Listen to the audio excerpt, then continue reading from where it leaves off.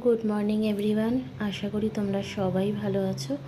আমি একদমই ভালো নেই, শরীরটা খুবই খারাপ। সকালবেলা তার জন্য তোমাদের সাথে কোনো ভিডিও শেয়ার করতে পারিনি। আর এখন প্রায় বেলা 12:15-20 হবে। দেখো সকালবেলায় রাজীব বেরিয়ে যাচ্ছে। ও যাচ্ছে ওর কাজে। ওর আজকে একটা এক্সাম আছে, তো তার জন্য ও চলে গেল। আর আমার প্রায় রান্নাবান্না মোটামুটি হয়েই রয়েছে। তো যতটা পারবো তোমাদের সাথে ভিডিও শেয়ার করব। আমি একদম ক্যামেরা ধরতে পারছি না, আমার শরীর ভীষণ খারাপ।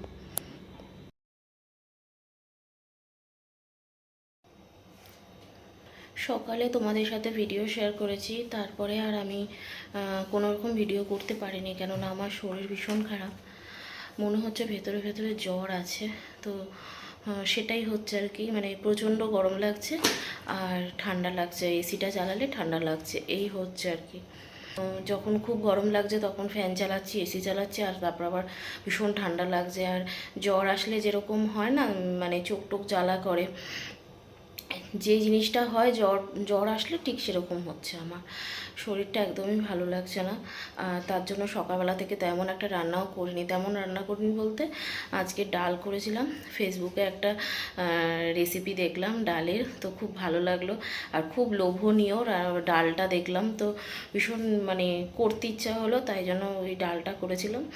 আর ডিমের কারি করেছি। আজকে সকাল থেকে দেখছি একটু রোদটা কম ছিল, পরে বেলাতে তো ভালো রোদ উঠেছিল, তো ওই করেছিলাম। কিন্তু শরীরটা সকাল থেকে ভালোই লাগছিল, ঘুম থেকে ওঠার পরে শরীরটা একটু ঠিকই লাগছিল, কিন্তু আবার এই দুপুরবেলা থেকে শরীরটা আবার খারাপ লাগছে। যাই হোক, এখন তোমার বাজে হচ্ছে বিকাল 5:30, 5:45 হবে। তো বাবা আসছে, আমার বাবা ফোন করলো, বাবা আসছে, বাবার কিছু কাজ আছে, তো সেজন্য আসছে।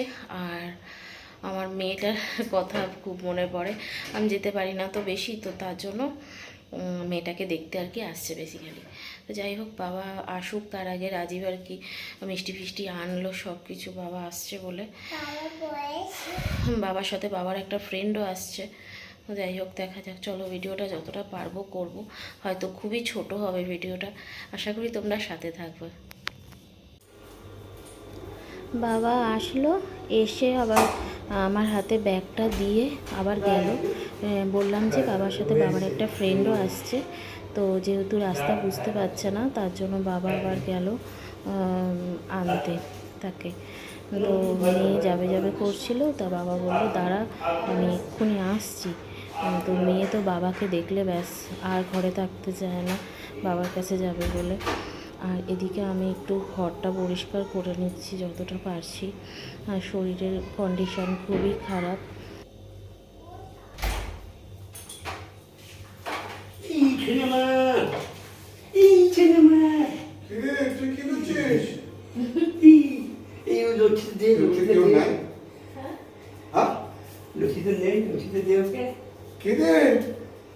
এখানে কবে এসেছিস? কবে এসেছিস? অনেক কেলেছি আমি। শোনো শোনো শোনো শোনো, একটু দেখি দেখি। তোমাদের বললামই যে আসার সময় রাজীব মিষ্টি নিয়ে এসেছিল। তো বাবা তো মিষ্টি তেমন খায় না, তো কাকুকে দিতে গেলাম, তো কাকু বললো নাকি সুগার কাকুর, তাই মিষ্টি খায় না। তাও আমি যেহেতু দিয়েছি তাই একটা খেয়েছে, আমি জানতাম না। তো যদি জানতাম তাহলে হয়তো নন্তা কিছু নিয়ে আসতে পারতাম। তো যাই হোক, মিষ্টি তো খুব একটা আমাদের খাওয়া হয় না, আর আগে যাও খেতাম, এখন আমি টোটালি বন্ধ করে দিয়েছি। তাই রাজীবকে বলেছি অল্প করেই নিয়ে আসবে। তো বাবা আর বাবার কাকুর জন্য মতোই নিয়ে এসেছে রাজীব, কিন্তু সেই খেলো না, সেই রয়েই গেল মিষ্টিটা। আর আমার শরীরটা যেহেতু ভালো নেই, তার জন্য রাজীব KFC থেকে বার্গার অর্ডার করে নিয়ে এসেছিলো, যে যদি মুখে তোমার ভালো লাগে। তো ওই যে দেখো প্যাকেটটা সাইডে পড়ে আছে, ওই বার্গারের মতো বার্গার পড়ে আছে। আমার কিছুই মুখে ভালো লাগছে না খেতে, জানি না কি হয়েছে। আবার মাছ মাংস এগুলোর গন্ধও সহ্য করতে পারছি না। বলো তো তোমরা কি রোগ হলে এইগুলো হয়? এই যে মাছ মাংসের গন্ধ আমি যে সহ্য করতে পারছি না, আমার গা গোলাচ্ছে। তোমাদের জানা থাকলে তোমরা অবশ্যই জানিও। বাচ্চা তো এই সব নিয়ে নাকি আমার বড় পছন্দ করে, হাতি বলে আমি মিষ্টি খাই না, বাবাকে জিজ্ঞাসা যা বাড়ি যা। মিষ্টি খায় না। মিষ্টি আমি বাড়িতেও খাই না, দোকানেও খাই না, বাইরেও খাই না। একটা যে কোনো খাই না, তুই দিয়েছিস ঠিক আছে। না বাবা, না। একদম খাবো না। কেন তুমি মিষ্টি আনবি তুই? আর আমার তো ঘরে থাকে। হাতে ছিল তুমি মিষ্টি কে খায়? তোরা খা? না, খাই না। ওই ও দোকান করে এটা নিয়ে নিয়ে যাবো যাবো। পকেটে খুলে গেছিস কেন? থাক, গরম হাওয়াটা বেরিয়ে গেছে। এসব তোর সমাজের কাজ হয়েছে? আমরা এই কিছু ছিল ওই যে কোল্ড ড্রিঙ্কস খাবে তো? দুটো এই তো জল খাবো। খুব বললিস তো খাই না আমি। ও সুগার তো, তোর ও কাছে। আচ্ছা আচ্ছা। ওই আধার কার্ডটা লিঙ্ক করালাম গ্যাসে ওর সঙ্গে সঙ্গে হবে। খাই না ছিল। লাইন ছিল ওটা আমারটা করিয়ে করে নিস। অনেকক্ষণ শ্বশুর আর জামাই মিলে গল্প আলোচনা কথাবার্তা হলো। আর এখন হচ্ছে বাবারা বেরিয়ে যাবে।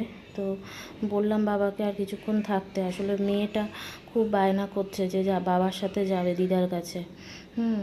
তো যাই হোক, এখন তো অনেকটাই ছোট। আর এই দেখো, একটাই প্লেট নিয়েছিল বাবারা, তার মধ্যে থেকে এটা খেয়ে আর একটা মিষ্টি রেখে দিয়েছে। আর এই যে বাবা মেয়ের জন্য চিপস, তারপরে পপকর্ন, তারপরে এদিকে লস্যি। হ্যাঁ, 4 প্যাকেট লস্যি মেয়ে খেতে পারে, 4 প্যাকেট লস্যি নিয়ে এসছে। দেখো, 1 প্যাকেট মেয়েকে দিয়েছি, সাথে সাথে খেয়েছে। ঠিক আছে? তুই যাবি কি? ও যাবে। চল। তোকে আবার আনতে হবে, হ্যাঁ? এই এগুলো বেশি দিবি না বাচ্চা। না গো, ওই যে নিয়ে আসে, খায় না। এগুলো দিলেও যাবে, বসে যাবে। আমি আসছি ঘুরে আসছি তো জিনিস নিয়ে আসছি তোমাকে খামচা খাবে খামচা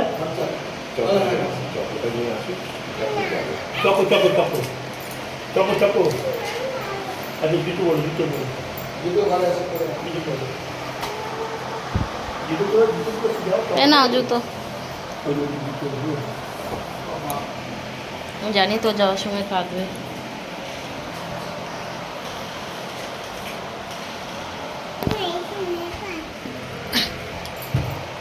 দেখি মাথা রাখবো ঠিক আছে। তোমার টাটা আস্তে আস্তে নাবে, সামনের দিকে তাকিয়ে নাবো।